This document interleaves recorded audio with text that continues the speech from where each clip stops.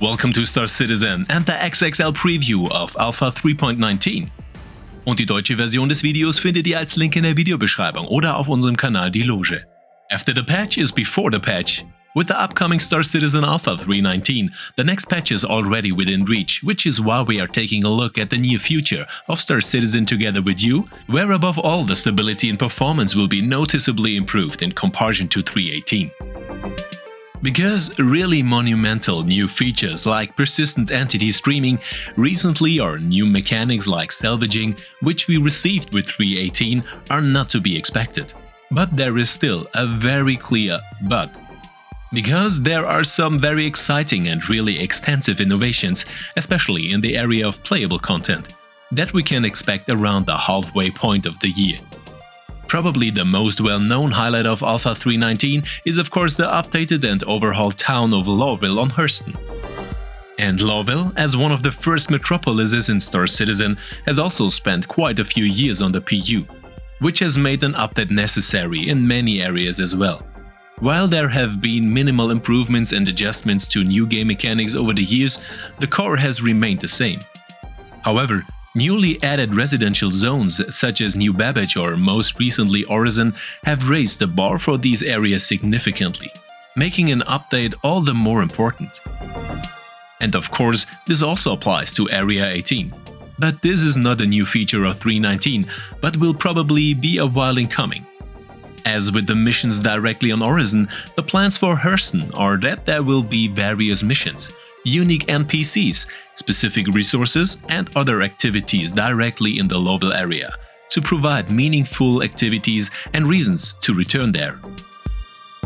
To this end, the initial focus of the changes in Loreville will be on the cityscape, in particular the updated transport systems and railways and the opportunities to use them. There will be many more interaction areas, not only for exploration, but also for landing on buildings and other areas. This will significantly increase the usable area and the number of landing sites. The buildings themselves will also be updated and used for future features and missions, which will have a significant impact on gameplay. There will also be dynamic events in the city, a different kind of Siege of Loreville, but presumably with a different gameplay focus. And while the changes to Loreville are likely to be limited to a new cityscape, improved performance and a much larger playable area, we do not expect to see any new large-scale missions or mechanics. However, the groundwork has been laid for such mechanics and missions, making their implementation relatively straightforward. Not only does Loreville need a 2.0 version, but Arcope and Area 18 also needs to be made ready for these new mechanics, so work is already underway here. When you take into account the building interiors that are coming, they offer a huge amount of usable space for gameplay, which should eventually be available in all of the resident zones to avoid having to move to individual zones. On a more positive note, it is clear that even older areas of the game are being constantly updated and brought up to date, rather than simply forgotten. As an elected Loreviller, I would like to thank CIG for this. But let's move on to the most important gameplay feature of 3.19, the mining, trading and salvaging missions. These missions finally provide a playable goal for peaceful citizens who have been waiting since the introduction of the mining mechanic in 2018 for gameplay in the form of missions, reputation factions, and recognition of their profession.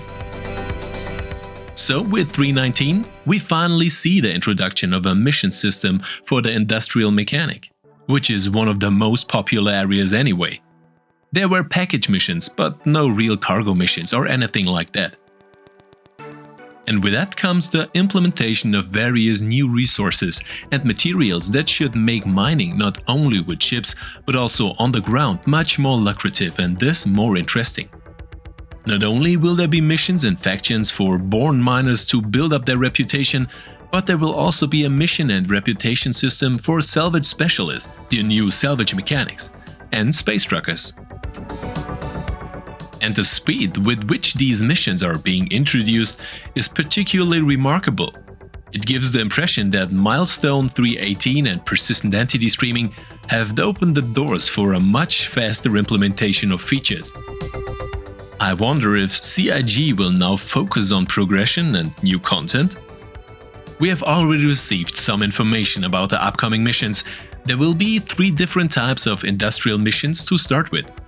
Righteous citizens will be able to pay for a certified right to a wreck, resource or cargo to get their hands on a larger wreck or resource undisturbed. The illegal option requires us to secure the coordinates of a dubious version to which we have no legal claim, but which we can then illegally and carefully strip before the security forces or the real owner shows up. Option 3.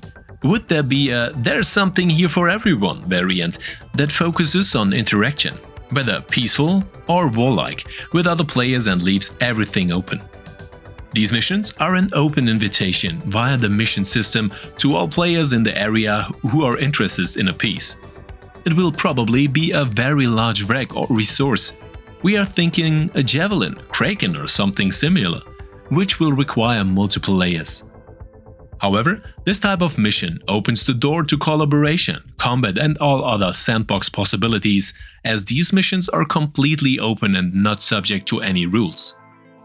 Another interesting component of these missions is that they take away and address not only the monetary and reputation aspect, but also the adventure aspect of the game. Players can choose between legal missions, which are safer but less lucrative, and illegal missions, which are much more dangerous but more lucrative. These missions will also give new players a chance to hone their ship and equipment skills, but still have fun with Star Citizen without being hopelessly outclassed by veterans. In addition, players can set up their own salvaging business and earn money by completing only legal missions and selling the resources they collect.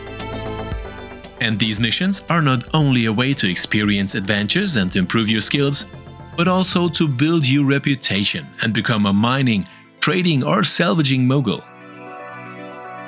All in all, the salvaging, trading and mining missions are a very welcome and long-awaited addition to Update 3.19, finally giving players a way to improve their ship and equipment management skills, adventure and earn money without having to put in a lot of effort and frustration. These missions will certainly help to make the Star Citizen experience more varied and exciting, and bring the community a little closer together. This will allow for creative multiplayer gameplay without forcing it or making it a requirement, which has proven to be one of the best gameplay experiences in the past with Xenothreat, Siege of Orison, Jumptown and the Ninetales Blockade. Other areas of content, such as the new races, bounty hunting, investigation missions, mining, combat, freighting and piracy, will become even more exciting in the future, as we will have factions everywhere where we can earn reputation and thus better pay and features. While there are still some unanswered questions about how these new missions and factions will actually work, they are an important step towards a deeper and more immersive experience in Star Citizen. For newcomers, the 3.19 will also include some new features to make the first 30 minutes of the play a lot less frustrating. New players will be guided through surviving their first spawn in a residence zone, getting to the spaceport and making their first launch. This is followed of course by getting to the local space station, the first ship, FPS combat and the most basic controls. Here we already seen some augmented reality overlays which allow for direct overlays that may seem less immersive but can increase the entry point significantly. Especially in combination with the new HUD design and the new player interaction experience that CIG already working on, the possibilities are enormous. The new FPS HUD, which we saw at last at the Squadron 42 presentation, will allow in-game contextual hints to be displayed that vary depending on the state of the game. This feature is actually tied to Squadron 42, as it is the reworked space map. So one of the most exciting questions is when we'll be able to benefit from this and whether 3.90 will be the kickoff. But we will probably get an update on this soon. Also in the playable content area are the new PvP-focused missions at popular wreck sites, such as Microtech and others. This is where players fight for control of areas for the chance to win big rewards in the form of money and reputation. In other words, it is a kind of area safe mode for the persistent universe. The AI's navigation network and communication mechanics are also said to play a significant role, suggesting AI involvement and making us think of the Ninetales or Athena's Red villains. Definitely one of the most exciting new mechanics coming to Star Citizen. So a lot of content to look forward to in 3.19. And with that, we say goodbye for today and see you next time. See you soon and of course, see you in the verse.